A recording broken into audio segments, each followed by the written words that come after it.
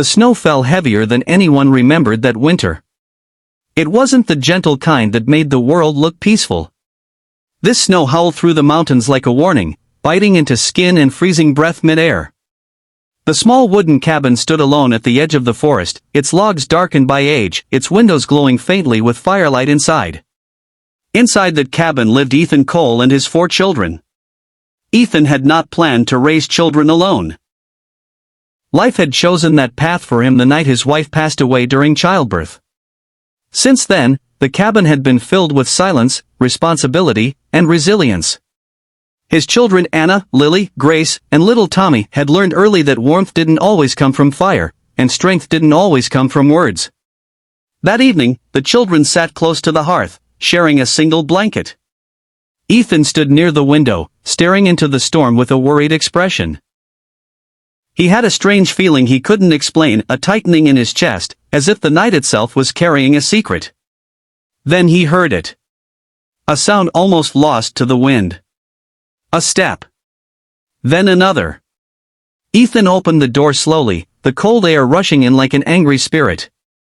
And there, just beyond the threshold, stood a woman. She looked barely able to stand. Her dress was thin, torn at the hem, soaked with snow and mud.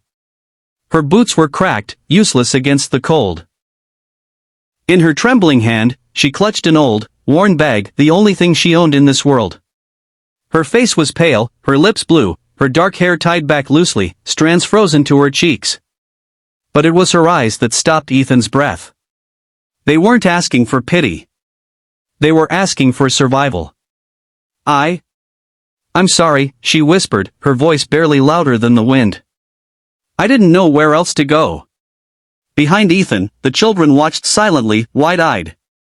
They had seen hunger. They had seen loss.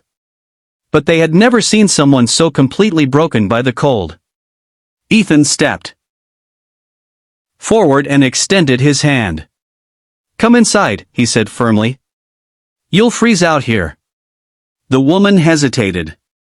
I don't have anything, she said. No money. No food. I won't be any trouble. I just need to rest. Ethan's hand didn't move. Everyone who comes here needs warmth, he replied. That's enough. Tears filled her eyes as she placed her frozen hand into his. That single gesture, so small, so human, would change 5 lives forever. Inside the cabin, the children moved instinctively. Anna poured water.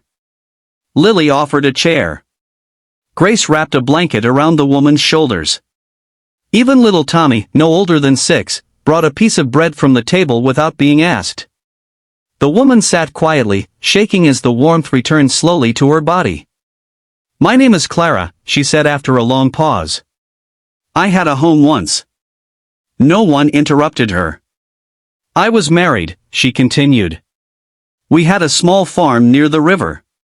When my husband died last winter, the land was taken. I tried to work, but no one would hire a woman alone with nothing to offer. Her voice cracked. I walked for 3 days. I thought I wouldn't survive tonight. Silence filled the cabin again, broken only by the fire. Ethan looked at his children, then back at Clara. You can stay, he said. At least until the storm passes. Clara's shoulders shook as she cried quietly, covering her face. That night, for the first time in years, the cabin felt full. But kindness is never free of consequence. The next morning, rumors began to spread. A woman. A stranger. Taken in during the storm. Some in the nearby settlement whispered. Others warned Ethan that mouths to feed were already too many. Food was scarce. Winter was cruel. Mercy, they said, was a luxury. Ethan listened. Then he closed the door and went back inside. Clara didn't sleep much. She woke before dawn and began cleaning the cabin, helping with chores, tending the fire. She worked silently, grateful for every breath of warmth. But she also noticed things others might miss. How Anna flinched when loud voices were raised.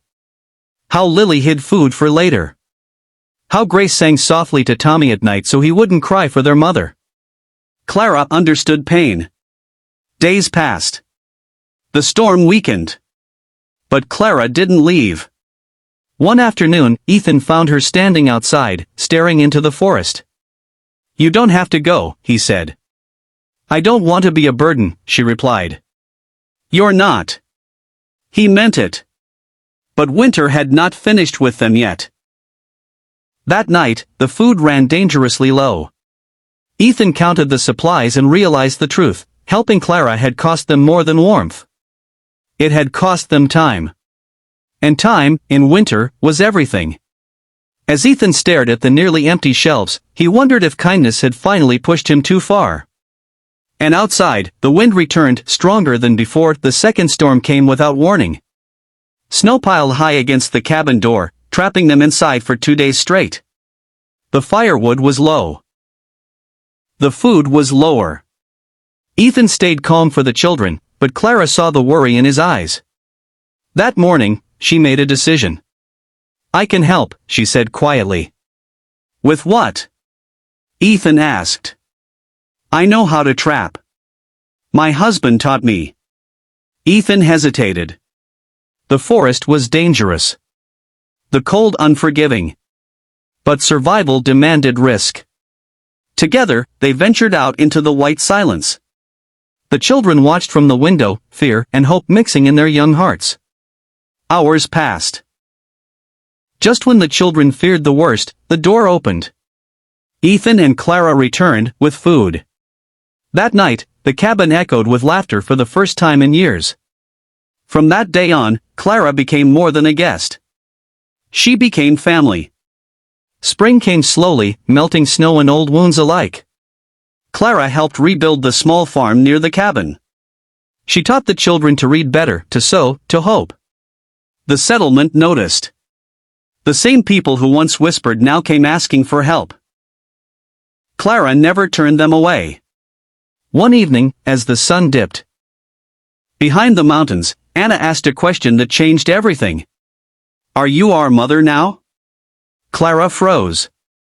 Ethan looked at her, his eyes filled with quiet gratitude. "You don't have to be," he said softly. Clara knelt and pulled the children close. "I didn't come here with nothing," she whispered. "I came here to find you." Years later, people would speak of that winter as a legend. They would say 5 lives were saved by one hand in the snow. But those who lived it knew the truth. It wasn't just a hand.